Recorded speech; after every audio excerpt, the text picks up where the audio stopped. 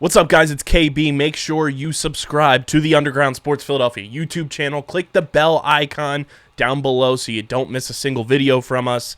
And thanks for tuning in to another video from Underground Sports Philadelphia. Now let's get into it. Philadelphia, baby, you're gonna love it. Best sports fans in the world. Actually, the worst, but that's what makes them the best. Welcome back to Top Bins, the show bringing you all the action from the Premier League, SerieA. This is going to be a SerieA more focused episode because it's finally back. We had the return of the Premier League last week when we were with you to talk about. This week we got SerieA back. We had an action-packed day from 6:30 to like 4:30 today on the East Coast at least. Games all day. It was fantastic. We're going to break that all down for you, talk a little bit about the Premier League as well. I am your host, Matt, joined by my co-host, Dom. Dom, how are you? I'm doing better today. I got food poisoning yesterday. I pushed my Christmas leftovers a little bit too far. And, ate them on the second, and yeah. Hold on. Yeah. You have Christmas leftovers. Yeah, I didn't want to throw out my mom's food. I was like, oh, it should still be good. So I ate it instead of throwing it out. I paid for it the next day. I was out of commission all day yesterday. Ran a fever over 100. I tried to go to work, and it was a good thing I turned around because it was not good yesterday. My brother in Christ. I don't know what made you think that was good from Christmas. Jesus Christ. Well, I'm glad you're feeling better. I'm glad you're back. You're back with the team, back training with the first team. Don Pontari, questionable with illness. With a questionable illness. SerieA was back, and we had a pretty fun day. Lots of games throughout. I think the biggest one that we had circled for our return was Inter-Napoli. It did not disappoint. It was action-packed. Had a lot going on with it. Inter ultimately win 1-0 thanks to an Edin Dzeko goal. Napoli no longer unbeaten in the league, which is, I think, kind of good. It injects a little bit of parity into it. Inter, I thought, were much better in this game. I thought they controlled the game very well. Napoli did not seem to have many chances for offensive breakthrough. Kvara, I think, was dealt with pretty effectively in this game. He kind of got the Messi treatment, where it's like 3 or 4 players are sort of boxing him in constantly, trying to just limit the space that he can work into. And that was fascinating. I think for broader picture, this obviously has implications, right? Because, we know that we still have a pretty interesting title race in Italy. Milan won very early in the day through Rafael and Tonali. They, I think, are very happy with Inter for kind of doing them a little bit of a solid here and taking some points off the leaders to ensure that the title race gets a little more tight. So yeah, Inter are only 5 points back now of Napoli, and yeah, I think that's the broader takeaway here is that we've finally seen Napoli lose a game. They probably should have lost maybe 1 or 2 others through the course of the year if some bounces go the other way, but they finally dropped that game, and now the top of the table gets a little more interesting. Yeah, I mean, when you look at the numbers, it doesn't look like Napoli was like that far off in the game. They had more total shots. They had more possession. They passed very well. But, like what you said earlier, they seem to box in Kvara. I saw things on Twitter, a lot of Napoli fans. So obviously it's very biased in their takes, but I heard that the ref was not under control of this game. Apparently, Kvaratskhelia got hurt and they weren't stopping the game and things like that. I doubt it, based off of who was tweeting that. But I heard Lozano had a bad game. It was not an inspiring match if I'm a Napoli fan. I did not love the way this game went. Because again, just watching it, I struggle to think of too many big chances that they created. Their midfield did not seem to be able to work themselves in the game like we've seen so much this year. That's been the biggest thing. Mm-hmm. There's a few moments where they started to get back in that flow that you expect in Napoli, but it's also a tough game. If you look at the course of the season, going away to Inter is going to be for every team one of their hardest, matches, especially when it comes straight after the break. I wouldn't be too concerned, but just not the type of performance that you'd want. You're going to lose some games. Losing this game, I don't think is necessarily a killer for them. But again, it opens the door a little bit now for Milan and a team that we'll talk about in a little bit. Juventus, Inter themselves too will convince themselves hey, we were up more than Napoli were in the title race, and we lost it. You can certainly regain ground through the course of the season. It's not impossible for you. And Napoli obviously involved in the Champions League. Maybe they make it a little further, things get stretched for them. It's just you can tell yourself so many stories about the way the rest of the season is going to go that I was kind of happy to see Napoli lose just for the sole fact that I think it makes the title race interesting. Not that it even if they had won today, it's not like it the lead that they would have had 8 points is insurmountable at this time of year. We've seen teams lose those types of leads. It's not it's not crazy to think that could happen, but I'm excited. I like the way this is going. I still think Napoli should obviously be considered the favorites, but Inter showed me a lot. I think too this is great for them because I think one of the biggest criticisms, and I think it's probably fair, is that Inzaghi's not been able to get the results in the big games. That's been a big question mark this season, especially. Not been able to beat some of the big teams in Italy. And this is a really good mark to put on your resume, right? And I think they've just been a little unlucky Inter this year with some of their results. And I think this is something that can give them some confidence in the new year now to actually go on and pick up a lot more points and not drop those ones in sort of frustrating fashion like they have so far this season. Yeah, I don't want them to pick up too many points, but anything that helps Milan get closer to the lead, I'll take.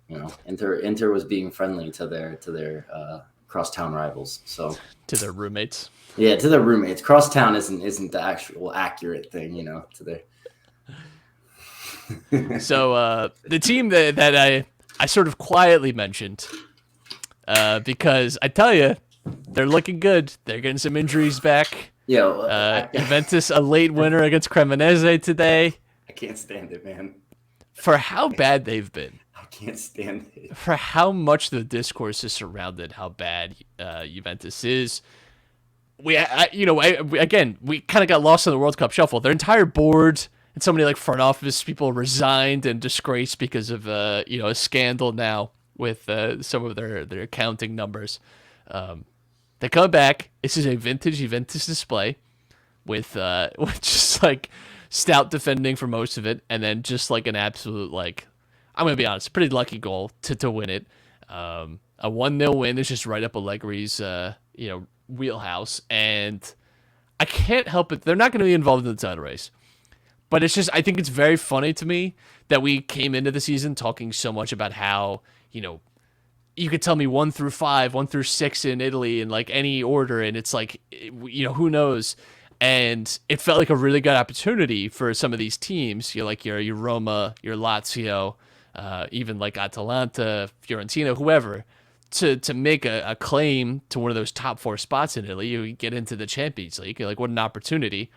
And Juventus have somehow still just held on with this death grip to third position in the league. Somehow. I don't quite understand it. Chiesa was back today. His first appearance in competitive fixture for Juventus. He played a friendly over the World Cup break, but it's good to see him back. And Pogba, we'll see when he returns. It's I know relatively soon Pogba should be back. It just feels like maybe we oversold their demise a little too much through the course at the beginning of the year. Listen, they played Chievo Verona. Come on now. Today they played. Hellas. Or sorry, I'm looking at the wrong thing. I'm looking at the wrong match. That's why. Listen, they played Cremonese again. That's even worse. Come on now. Come on. Everyone's got to play Cremonese twice. What do you want from that? What is a little concerning is they 6 wins in their last 6 games. What's weird is their lineup does not stand out to me. I'm looking. You look at this and it's not something that you expect when you look at a lineup that they're bringing out. Of course, yes, Chiesa is coming off the bench in this one. He's getting more match fit. Paredes is coming off the bench. Fagioli starting over him right now. Other guys like Di Maria are getting some rest because of the World Cup, but it's not a lineup that convinces me that they're going to continue to win, and they just somehow do it. It's always Juventus, right? It's always some way they just find a way to get results done, whether it's legally or through paying the refs. So,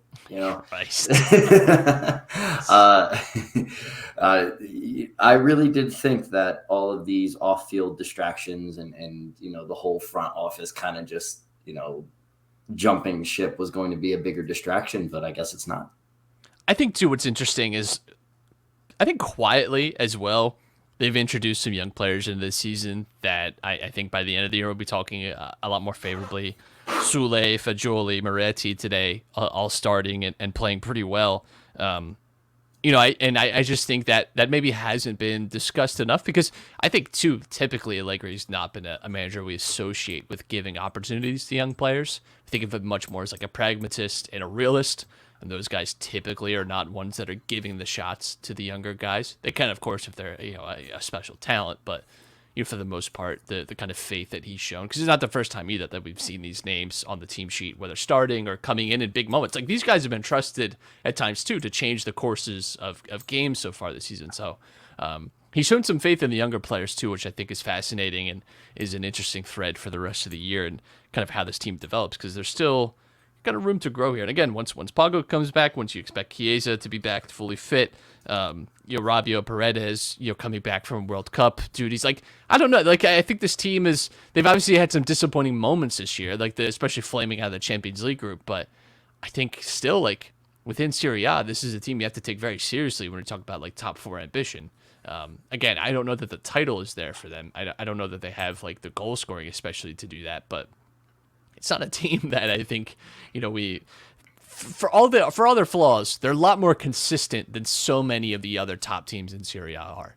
We love to build up, again, Roma, Lazio is like the big challengers, but those teams, especially Lazio we'll talk about, just can't stay consistent. That's been an issue for them for a long time. That's not just, this season. So I still have a lot of faith in Juventus through the course of the rest of the season. I just want, before we move on, because I know we're not going to talk about it too much today. You mentioned the Milan win. They won 2-1. I just wanted to give a shout-out. Memo Ochoa in the top 5 league again, playing, I'm sure this was his debut, right? Because he made this move after the World Cup. Made his debut with Salernitana. Obviously not the result that you would like to get. Juked him out of his socks.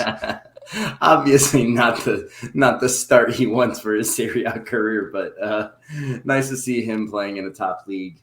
It's one of the most iconic goalkeepers of like our time, I think every top attacker is also very happy to see Memo Ochoa because for whatever reason, he's great at the World Cup, has been average to below average at all of his clubs. The Tonali goal, too, I'm going to be very honest, positioning I don't think was very good at that.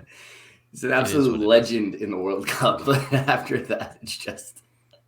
I just think there's a reason that he's going to Salernitana. No disrespect to our boys from Salerno, especially because they're your like second favorite team in Serie A. You love bigging up Salernitana for whatever reason. Listen, they know how to get the job done at times. The Southern boys do, and that's what we'll move on to next with Lecce, a shock comeback against Lazio. It felt like maybe this was going to be a little bit of a cruise for Lazio. Immobile back, he was obviously injured before the World Cup break. Scores a pretty disappointing goal if you're Lecce to concede in this way, but scores, they're up 1-0. They have some chances throughout the rest of the game, not able to convert them. It's a classic tale, right, of like the favored team not being able to put the game away. Lecce pulls some goals back. And they get a big win. I'm surprised at this because Lecce were a team that I personally did not have a lot of faith in staying up in Serie A this year. Obviously, their fate is still not certain, but they've done a lot of good work to ensure that this second half of the season is a lot more manageable for them. They currently sit in 12th in Serie A. They have 4 wins to their name, 18 points. So they've done really well for themselves this season. Sometimes you got to admit when you you read it wrong, and I think Lecce seem like they're on a path to stay in Serie A this season, which would be, again, if you had told me that in August, I would have been a little surprised at. But I can't help but feel, too, this story also revolves around Lazio again being inconsistent. I sort of started to really believe in them this year and their ability to finish top four and sort of be a team that's a little more consistent and interesting. And here they are again with the just like individual mistakes, the lapses in concentration that we've gotten them from them over the course of the last year and a half, if not longer, to be honest. But very frustrating game, I think, if you're a Lazio fan for that reason. Listen, as long as Lecce has the star boy Lorenzo Colombo up top, they're going to do fine. They're gonna stay in the league. It's nice to see that he got on the score sheet. Was that a full signing or is he on loan? I can't remember. I believe. Do you know off the top of your head? I think he's on loan. Yeah, but I'm not totally sure. That's great. Love the fact that he's on loan. That would be great. He is on loan. Yeah, that's beautiful. Seeing him get another goal, very happy. Okay. Hey, that's the Domaganda right there. I'm going, as long as he's scoring, I'm going to promote it, man. That is the only way, because Milan doesn't have any type of youth like they're Primavera. Like it doesn't produce players like that. Those players, like the promising players, get loaned out and they stay on loan, and then Milan like sell them. They never bring them to the main team ever. Name the last Milan youth product we've had. Cutrone. Yeah, how'd that work out?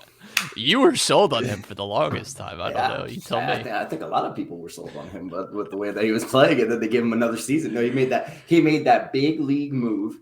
He went to what was it, Valencia? He went to Spain, right? And he just absolutely played. No, he went to Wolves. That's where he went first. He went to Wolves. How'd that work out? No, I think Wolves' move was a little surprising. Yeah, I think it's Calabria. I think that's Calabria is the only one I can think in recent time that's made the breakthrough. Like Gabbia, but Gabbia hasn't been convincing enough to say that it's been a success yet. But I mean Donnarumma, but I mean his breakthrough was also like 6 years ago, Yeah. But I mean, if you're talking success, he's obviously not with Milan anymore, but I think has to be mentioned if you're talking about players you've produced for sure. Of course. Yeah. So anyway, sorry to bring up the X. No, it's okay. I see him get scored on all the time. I see him riding the bench in Paris. It's cool. Cash in the check and don't get any playing time. I love it. Yeah, it's fine. I mean, I'd take that deal. I would take 400,000 a week. You get to train your skills with Messi and Neymar shooting at you, and then have nothing to show for it. How did you leave Mbappe out of that sentence? I don't know. I don't know. Sampdoria. Because he's not saving those. That's why. Sampdoria, big win today. They played Sassuolo. This was a big day in general, I think, for the relegation zone in Italy, because I think that was. We've had some really underperforming teams, that we've talked about. Cremonese still do not have a win in Serie A this year, or this season, I should say. But we talked so much about how some of these bottom teams have been kind of historically just not able to get points. This was, I think, the best I've seen Sampdoria play this season, and it was spearheaded by Manolo Gabbiadini, a guy that has had like flashes here and there through the course of his career. He's like, if you've been watching Serie A for the past 6 or 7 years, you're like familiar with his face and his play, and that he has these moments where he can be very, very good. And today was one of those days for him. It just the ball was attracted to his foot constantly. Scored in this one, and again, like I said, I thought it was Sampdoria's best performance. Their second goal was brilliant as well. It was a great strike. So it's a huge win for them. It's only the third of the season. It's their second of the season. They got. They only had 6 points before this. Now they have 9, which is fantastic. They're still, 5 points off the pace of Spezia, but this is like the potentially, kind of the signal point for them to start turning around their season, because Sampdoria are obviously one of the biggest clubs in Italy. They have a very big history. Especially when we were very young, especially in the 90s. But it would be kind of surprising to have a top flight without them. So.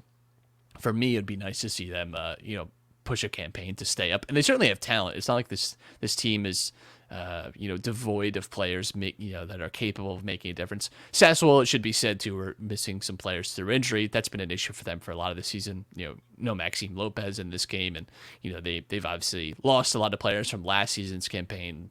Through the winter, through the summer transfers and all that. So that's been frustrating. I think if you're Sassuolo focused, and they're sort of hovering around the relegation zone, a little scary as well. But it's a big win for Sampdoria. It can't be understated. And I think it's their best performance that we've seen this season. And you kind of hope, I think, that this is where they carry on. Yeah, I mean, 12th and 17th are separated by only 4 points. So that's not a big margin. Sassuolo has 16. Lecce, who's in 12th, has 18. So it's not that big of a difference.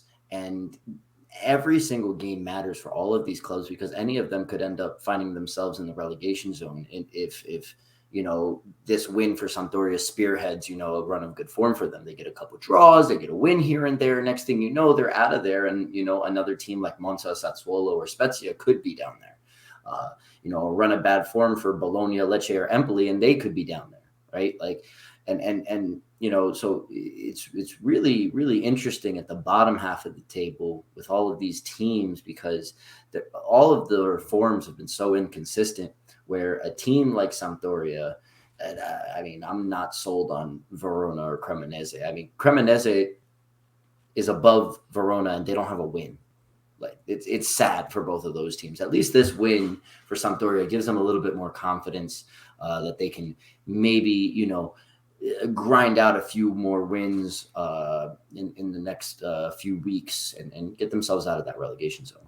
That, to me, is just the story of SerieA this season. Is you have these chunks of the table that are incredibly close, and it's like the most meaningful parts of the table, right? It's like, Napoli have pulled a little bit away, but from 2 to 6 is very tight. It's only a 6-point difference. What a difference it is to finish second rather than 6th or 5th. It's just a massive difference to these teams. And when you're talking the very real business side of all this, right? Like, the Champions League money matters a lot, especially to teams in Italy where that is a huge source of revenue. You can see what it does for clubs when you have that kind of perpetual income. It's why Juventus was able to pull away.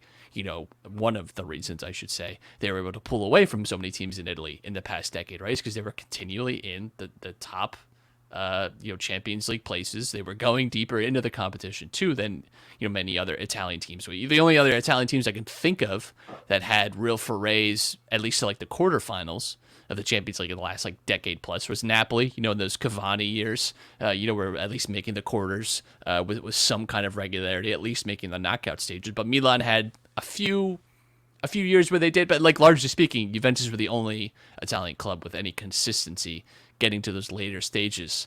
And just what an advantage that is. You're talking 20, 30 million euros difference, just by each way that you progress. It's massive. So yeah, and you look at the bottom too, and like you said, it's very short. Now, Verona is sitting at the very bottom of the table with 6 points. It's going to be a huge mountain for them to climb to get out. But like you said, the spot from where you're comfortably mid-table to you really have to be concerned about anytime you're playing someone else around you when you're in those 16th, 17th spots, because the games and the points matter just so much more, is very slim. And I think the margins are very thin, which is kind of how it felt coming into the year, right? It felt like it was very hard to separate a lot of these teams, which can provide a lot of entertainment, and it has.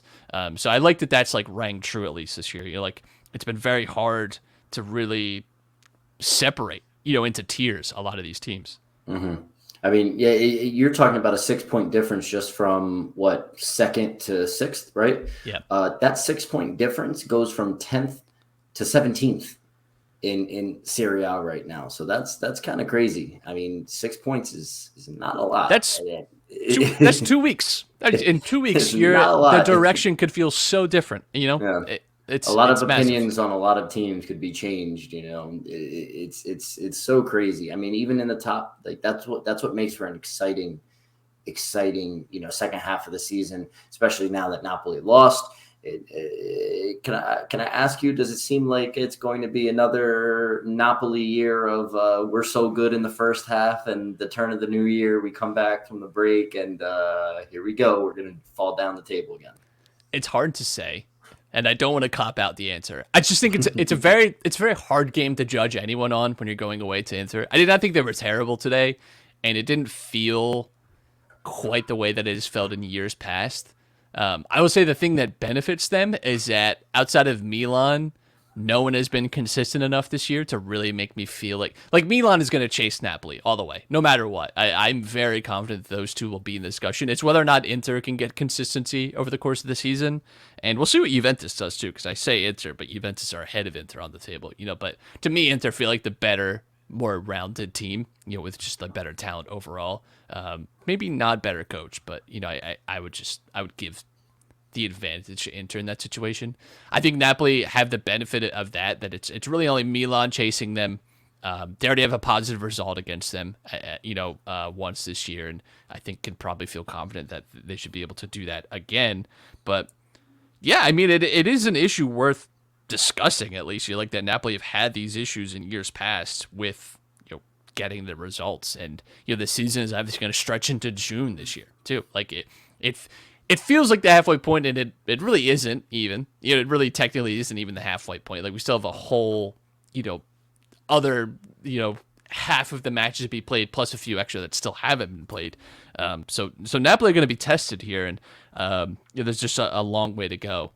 I still think it's them. I still think they've shown so much in this first part of the year that doesn't feel fluky to me. Doesn't feel like, oh man, they're just going to fall away at a point. I think the midfield has been so good. It's hard to see. Now, are they going to get the Kvaratskhelia performances that we saw week to week, in September, October? I'm not sure on that. I think he's obviously a very good player, and we're still going to see that. But, I wonder too if teams, especially the top teams, look at the way Inter dealt with him today. And you're not going to get that every week. You're not going to be able to do that all the time with him. Like, he's a good player, so he's going to find his moments. But, we talked so much last year. One of the reasons that Napoli fell apart was Osimhen was really separated from a lot of the talent. Insigne was not able to provide good service and was not a threat enough that defenses really had to worry about him. And Osimhen was constantly being forced out to the channels, chasing down balls, and constantly have to create on top of being a top goal scorer. Like, that's just very hard for a player to do. If you're in a situation again where he has to do that, yeah, I don't know. That could be an issue. That could be a real issue for Napoli. It doesn't matter how good your midfield is if you're not creating goals too. But yeah, I still think they're the favorite for me. What's funny to me is that Napoli has very good team depth. They have players like Ndombele and Raspadori on the bench, Lozano on the bench. I think that Spalletti, in order for Napoli to be successful in the second half of the season and maybe pull this off with the Scudetto at the end, is he needs to get a little creative with his lineups, switch it up a little bit, because I like you just said, teams are going to find ways to kind of counter the play styles that lead to Napoli's success. Right, get it to Kvaradana, let him create and open it down the channel so Osimhen can get that service. Not really sold on Politano, really. And their midfield, I have nothing bad to say about their midfield. That midfield three has been the best in the league up to this point, right? And I don't think it's more of a fault to them. I don't think it's a fault as much to the back line either. It's just, I'm thinking that teams have kind of started to see their identity and they haven't switched it up enough for me. I was very frustrated today with Inter's goal because Rahmani really switched off and allowed Dzeko to get in behind him for was ultimately not quite a tap-in, but for a striker of his quality, is always going to be in the back of the net. Those moments really matter. And it's just like we've seen titles decided on much less, and that would be the one concern for me too. Is it's very easy to be defensively solid. And we saw this from them last year too at the start of the year. We forgot how dominant they were going into December, and it all sort of fell apart for them. And part of that was injury related, but defensively they were really solid last year, and it all started to fall away from them. And especially, I can remember there was two periods. December of last year is where they sort of fell off as the runaway leaders, and then through the course of the winter, Inter picked up a lot of steam, and it was really Inter, Milan, Napoli all going for it, and Napoli fell apart in it was April. They had like just a lot of bad results, and they were just out of the race. Just like that. It was like 3 straight bad games where they picked up like 2 points, and it's just that's the knife's edge. That's the balance that you're on. Any team can have that kind of run. I would just say based off what we've seen this year, Napoli are still the favorites for me. Anything you say about them, you could say about any other team. Milan have goal scoring issues too. Like Milan do not have that reliable goal scorer either. Like Rafa Leao is obviously fantastic, but we've seen him in games, and it's just sometimes it's variance too. Like he is not a player that is in a position always to influence the game in the most like outstanding way. Like he can create, he can beat his man 1v1, but he's not always going to be able to do all of those things and score the goal, right? Like it's just, that has been an issue for them, and depth is a slight concern. Although Milan are finally healthy, Magnon is not back, but that's an underrated perhaps storyline from the return today too. It's the first time that you've had that center back partnership back now this season. Like there's a lot to be positive about if you're Milan, and again for teams like Juventus and Inter that are sort of on that bubble, looking outside in on the title race, they'll be telling themselves like, hey, we're getting injuries back too that are healthy, or if we get consistent, if Juventus say like, listen, we won 6 straight, we've still comfortably the best defensive structure in the league. There's no who knows? Like we could be sitting here in mid-February talking about Juventus being 2-3 points out of the race. We could be talking about Inter being 2-3 points out of the race, and all of a sudden, we look towards the Juventus Milan game or the Napoli Inter game in the spring as like a big title decider. Like that's totally possible to me right now. Yeah, I mean with Milan, what you brought up about Leao, like they're very one-dimensional. They don't have a right side, right? Calabria is not a big attacking, threat, and neither is Alexis Salamakers. Junior Macias is very inconsistent there. So it makes it very easy for teams to kind of just overload one side and make it very tough for Leao to create. Giroud can't get the proper service all the time. It's kind of like what you were talking about Napoli last season, right? Their goal scorer or their poacher, right? That fox in the box type guy. He's only getting service on one side. He's not getting it from the other side. I don't know what it is with De Ketelaere and Pioli. Apparently things aren't going well. Like things are going well, but something's not going well, and he's not getting like chances on the right side. It is positive for me to see, guys like Dest and Franks get in, even if it's like 6-7 minutes of the game time. Like they're still seeing the field. I'm happy about that, especially for Dest after, his performances in the World Cup, which were very promising. They need to figure this thing out, to improve their consistency, because, like you said, a couple losses can shoot them down the table with how teams beneath them are playing. So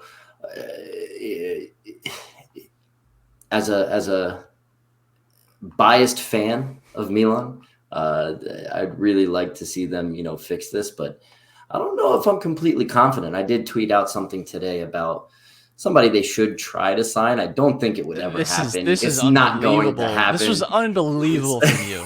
This was unbelievable from you. After I watched them, just they made it the game late on Salernitana, but largely speaking, Milan controlled this game. It felt like they were cruise control, and you're crying out for Deulofeu on Twitter. Listen. They dropped back into a back five, dude. Like they scored their goals and then played Catenaccio the whole time. Like that's the way to do it. That's what you do. Listen. Deulofeu is not the answer. Udinese is falling down the table. Let's rescue him. He can play on the right side. Yeah, I can fix it, right? No shot. Let me dream, all right? Let me dream. I'll let you dream. Bob will wake you up too. Let's move to England. We had a game at the top of the table, which felt like it was going to be really exciting, and then ultimately wasn't all that exciting. Arsenal 0, Newcastle 0.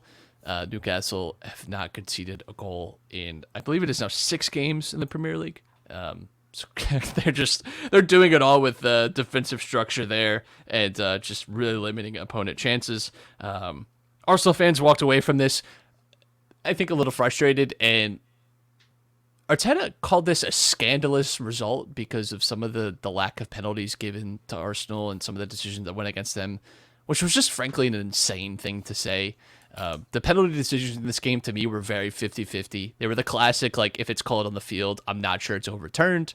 But since they weren't called on the field, it's hard to overturn that decision. Like, it's just, it happens to every team. To me, this was not a scandalous, robbery of Arsenal here.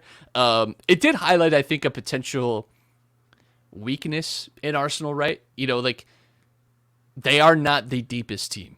They're a young team, and they've taken a big step forward this year and are still firmly, in control of the title, right? But, it says a lot about in a game that they're chasing, trying to break down a really defensive, hard to break through type of team. Arteta doesn't really have a lot of options to bring off the bench. Like he's bringing on Tomiyasu for Ben White. That's it.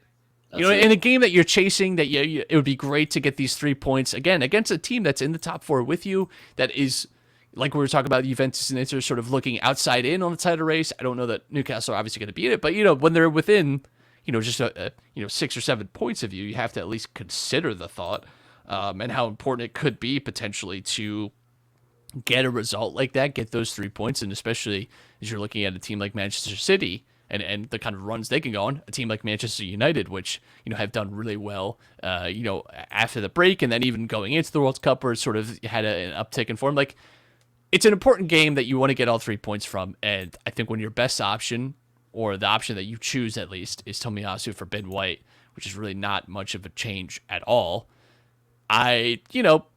that worries me, this midfield and the attacking, and obviously Gabriel Jesus being injured doesn't help, their attacking options. But, I think if Arsenal end up not winning the title, I think these types of moments are why, because they don't have that like extra gear. They don't have that guy that they feel clearly comfortable with yet. And maybe by like April, there is someone that's able to step up in that position, or they, get active in the transfer window and they have that guy. But that would be a concern for me for Arsenal going forward. The guys getting the most touches in this game are Thomas Partey and Zinchenko. So it seems like Arsenal like to build up through Zinchenko as well, right? Yeah, Zinchenko's been sliding in the midfield a lot, and that's like some of the nice things about Arsenal this year is obviously like when you have Ben White, Saliba, and Gabriel able to play sort of as a sort of back three at times, which allows them in possession. Zinchenko to get forward really well, right? Allows the midfield to spread, allows to get wide on the attack. Like they've done some interesting things, and Zinchenko has been like a huge part of that. And I didn't think they were terrible in this game. I think they were unlucky probably not to get away with 3 points here. I just think there's a lot of like hand wringing about this like game and how it was stolen from them. And I get it. Like when you're in a title race and you feel like every moment that goes against you is like the worst thing that's ever happened, and you feel like there's like this conspiracy or whatever. Like if the emotions rise very quickly in these types of games and these types of environments. So I get it, but I just think it's important to keep perspective that it's like this kind of stuff happens to every team. Every team is going to have these moments throughout the season where maybe they should have gotten a penalty. Who knows? It's best to not dwell on it. I don't think it's ever good when the managers come out and saying that kind of thing. I think that's just like, leave it, just leave it. I hate when Klopp does it. Klopp is guilty of this. Just leave it. Listen, they played the team that has the least amount of allowed goals in the league. Like that, this is Newcastle's MO, right? They're going to stifle you defensively and try to get a goal. And if they're really feeling it, they'll put a few by. But like they only had one shot on target, one, right, out of their 8 total shots. That's to Arsenal's 17 total shots and 4 on target. So the offensive kind of chances are there. It's just they need to make more of them for Arsenal. It seems like they had like a little bit of an off day. But yeah, and I don't think anything was robbed of them. I mean, Newcastle has been playing out of their minds this year. Sven Botman has been an incredible signing for them. And nobody kind of expected this team to rise as quickly as they did, right? We were talking maybe, last season about, okay, maybe they're overperforming and maybe like, this is a good start to their building process. And in a couple of years, we'll see them, challenge, like they're in third right now, a point behind City. Like this is something, that isn't to be scoffed at right now. It's not a fluke. We've seen teams, you mentioned Udinese earlier, right? they were a team that if you looked at like underlying numbers, you thought like this is a little bit of variance. They're gonna fall back down a little bit. Like they're not truly a Champions League quality team. You look at like expected goal difference, right? Is a really good indicator of maybe teams are just performing a little better or a little worse than they should, right? Like this has been the case with Roma this year, right? Like we expect Roma to maybe have a little bit of a turnaround if they finish a little better, because you expect them to score goals at a much better rate than they have. If you look at Newcastle's numbers, this is kind of just where they are. Like this is just how good they've been. You know, like they've been up there with when Man City and Liverpool obviously were great last season. Newcastle and Spurs were like the two other teams that had been performing just as well as they had. You know, that's carried on into this season. So they're not here by some like happenstance. You know, obviously the fact that some other teams within England have not performed as well as we expect them to certainly helps in some ways, but it's been by their own merit. It is a little maybe earlier than we expected. I think, believing in Champions League qualification is probably a season or two away, but I mean, it's right there for them at this point, and they've been playing well enough to do it. It's all about staying consistent through the rest of the year, but that'll be exciting. Whatever the opposite of exciting is what Everton are right now. Just a true minefield of a team, because I don't know what the solution is here. They get smashed by Brighton 4-0 at home. Boos were heard, and I don't blame them from the fans. Yikes. Frank Lampard's job, he got the nice little like when they say like, oh, we believe in him, we're gonna back him, like that's never good. It's like the opposite that you want to hear in that situation, to be honest. I don't know that moving on from Frank Lampard really changes a whole lot, because the issues here are so structural. I feel like we've talked about this before, that Everton is much more than just Frank Lampard not being good enough and these current group of players not being good enough. Just the recruitment in general has been terrible. They spent a lot of money over the last few years, and it has gotten them to this point. There's a structural issue within Everton right now, which is the bigger problem than just any manager or any group of players. They fall into the relegation zone, and I can't say it's totally undeserved either. This is where they were for a large chunk of last year, and it's frustrating too, I think, if you're Everton, because you obviously get a good result against City, you get a draw, and that's great. I mean, they like that, and it was a good performance too. It's not like they got supremely lucky in that. I think they stifled City in a lot of ways. They really frustrated them. And then just to be so lifeless, I think, against Brighton, who are a good team, of course, but just those extremes and those differences, I think, could also be very frustrating as a fan. They've had some just like really some hair-pulling moments this year. Yeah, it's not looking good for them. One of the tweets I saw, I laughed at. They were like, these men are trying to get Frank Lampard sacked. And it was a clip, I think the right back had it. He tried to pass it back to the center back, and it was just a horrendous. This is Idrissa Gana Gay's. This is the fourth goal. Passes into like absolutely nowhere. Yeah, that was tough. Yo, like what? Yeah, it's absolutely ridiculous. It's just. It seems like they're trying to play to get him sacked now. But like you said, I don't think that changing the manager changes much. It's definitely deeper than just a tactical kind of how this team is being run type deal. It's definitely, way worse than that. We just sound like a broken record because we've been saying it every single time they play. It's just dreadful. And what's even worse is there's two teams that are worse than them. Yeah, only just. I think that's barely. But yeah, like it's crazy. It's just one loss and a draw. Like the difference between a loss and a draw is what separates Everton from Wolves. It's just these teams are dreadful. Well, let's move on then to Southampton and Nottingham Forest, because this is again a big match at the bottom of the table.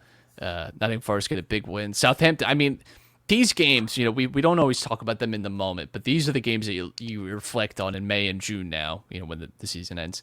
And like this is where, whether it's the title, relegation, whatever, like this is where you can win or lose those moments. And it's just a massive win for Nottingham Forest to get over Southampton, who it's becoming week after week. It's been very hard for me to see them finding their way out of this situation. Yeah, I wasn't high on Nottingham Forest coming into the year. I didn't expect them to stay up, but wins like this will get you a long way, and they're the reason that Everton have fallen down into that spot, and West Ham as well, picking up a point today. So Southampton, it's hard for me. It's really hard for me to say. They just look absolutely terrible, and I think some of the direction they went this past summer really leads me to believe that they're maybe not okay with getting relegated, but there's at least a plan of like we've brought in some young players that we think we have like 4 or 5 young players that can sort of be the future here that we can build around, and we'll kind of move forward from there. And they do have new ownership and things like that. Like it's been a club that's been in the Premier League now for a few years. Like they've had a sort of stable shelf life, but it's hard for me to see them just performance wise staying up. We want to talk about the parity of how close it is in the Serie A table. Look, 13th and 20th are separated by 5 points in the Premier League. Just 5 points. I mean, it's a 10-point gap between 20th and 12th, so that's a little bit more substantial. But 5 points, 2 weeks, right? Again, like what we just said, a team could end up in 20th. A team could end up in 15th. Like, this is what happened with Forest. They got a win. They went from 14 to 17 points, and they shot up. Like, it's going to be a really exciting end to the Premier League season as well. If some of these teams can kind of turn form, but the way that it's been looking for Everton, Wolves, and Southampton, it's just, well, you need something like what happened with Sampdoria. You need that one type of win that can kind of spear you forward, and maybe Forest got that this week. Maybe they've got 2 wins, 2 draws, 2 losses in their last 6. I mean, that's a lot better than what we're seeing from the 5 teams below them.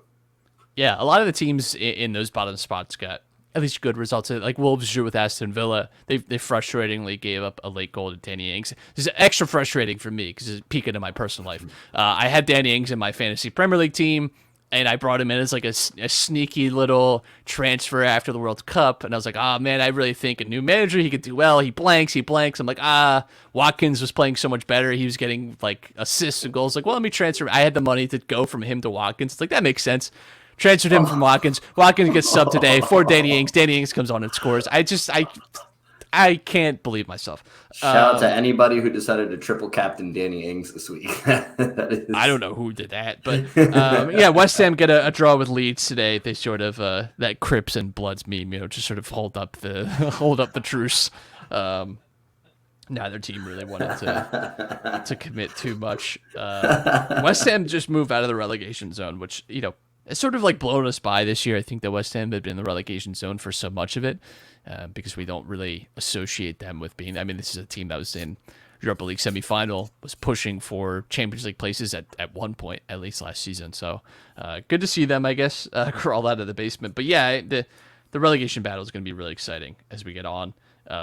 Top 4 race is going to be exciting too, and there's a team that I think is really solidifying their place, or at least their push for it. That's Manchester United. Their 4th straight game in the Premier League, 6th straight overall if you count the EFL Cup. Feels like they're starting to find an identity under Ten Hag. They're getting goals in key moments. I think the biggest thing too has been Marcus Rashford's return to form this year. I think too, when you consider that Ronaldo has left this team and how toxic the environment had become. I just don't think it's a coincidence at all that this team just seems to be playing a lot better with him just completely out of the situation.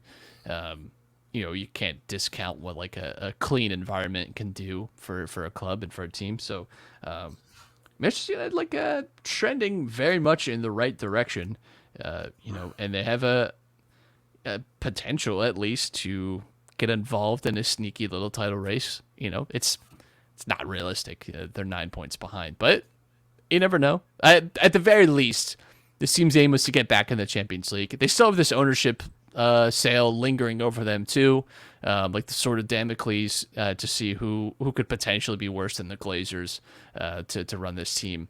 The answer is probably no one. I don't know of an ownership group that might be like worse or more toxic, but they at least have that going for them that they're gonna. I'd love it if Liverpool got sold too. Like let's just quick it up, huh? Quick it up, but. That's just the way it goes. But I have been impressed with Manchester United, and I say that really, Oh man, really it's balling my hands up into a fist. If you could see like my waist right now, I'm just like the scratching Arthur my inner. meme. I'm pretty tight about it. If I'm gonna be honest with you. Listen, I hate to say it as much as you do, dude. The last 3 league games, they have not conceded a goal. It just looks like they have started to play very well. I mean, granted, they do have to play City and Arsenal in their next 2 games, so that identity that they may be finding under Ten Hag will be put to a test. They're playing 2 teams that are above them. They are the only team to beat Arsenal this year, though, in the league. These are the type of games that mean a lot to the success of their season. These types of games are the ones that'll help you climb up, because when you start picking up points against the small teams and the ones that you expect to win, that's what'll keep you up there. That type of consistency. So, I mean, in their last 6 league games, they only have 1 loss. The rest are wins, no draws. So that's cool. They've got a FA Cup game against Everton. They've got the League Cup against Charlton, and then they play City.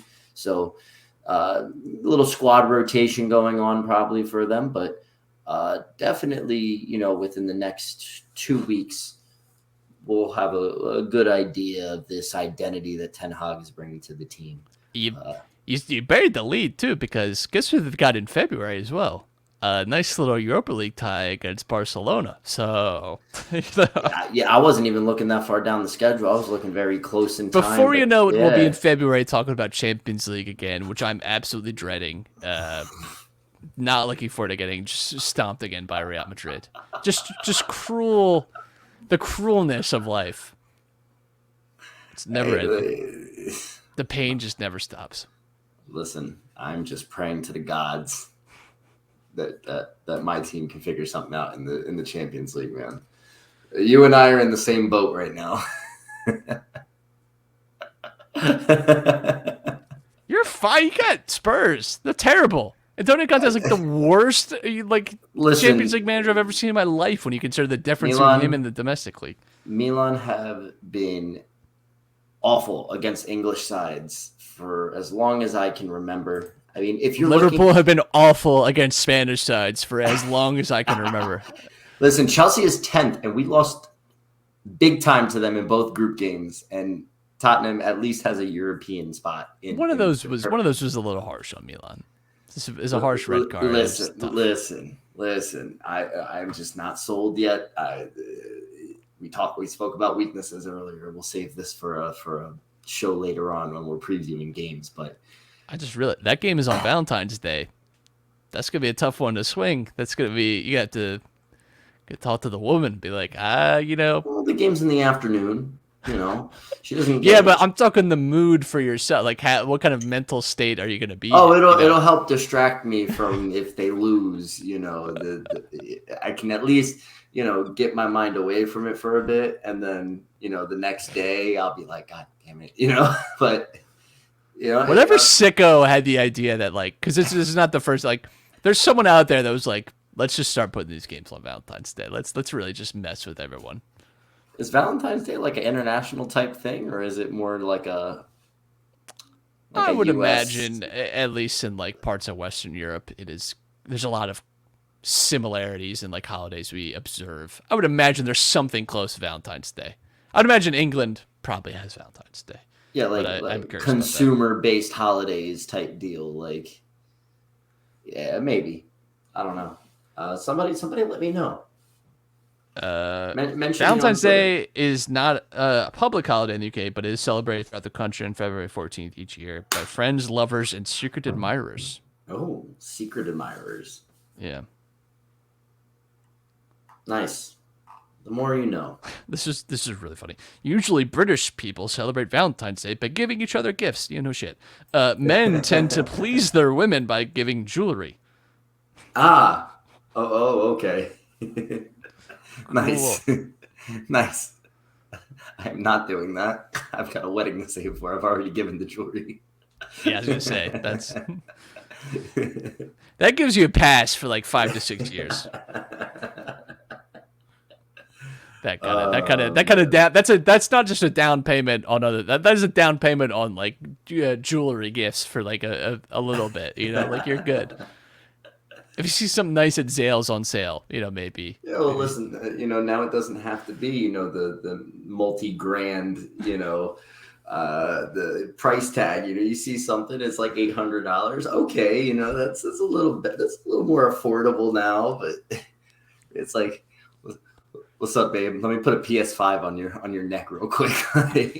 It's wild if you think about it that way. It's wild if you think about it that way. Yep. Well, Chelsea, Man City tomorrow, FA Cup at the weekend. Looking forward to that. Milan, Roma this weekend. That's going to be a good one. So there's plenty to keep your eyes glued and peeled on. Don't glue and peel your eyes, though. That sounds like a Saw movie.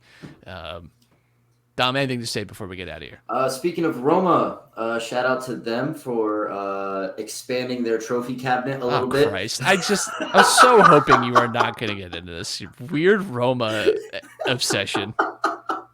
Now they can place Paulo Dybala's World Cup winner's medal right next to their bonsai tree in their trophy cabinet because, they've got nothing else to speak for except their European participation trophy that they won last year. So, big ups to them.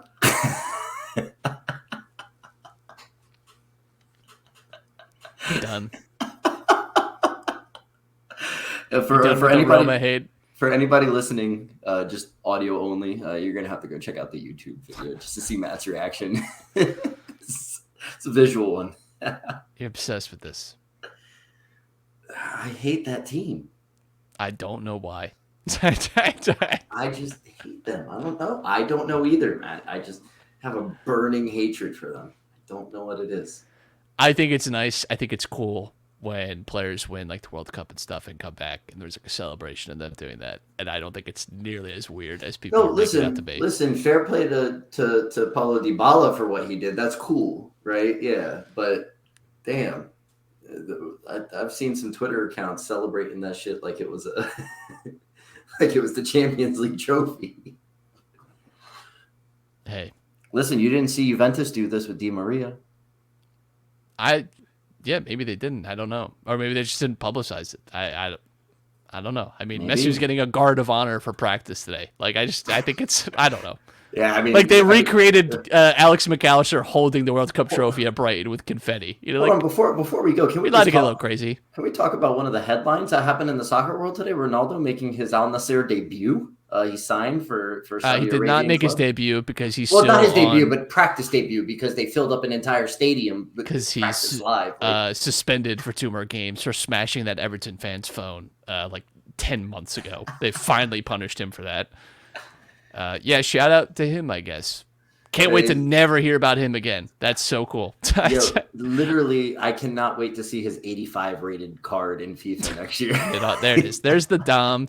There's the Dom bingo card. Weird Roma shots and FIFA Ultimate Team reference. There it is. Hey, I almost made it the whole hour without doing it. So well, almost, but not quite.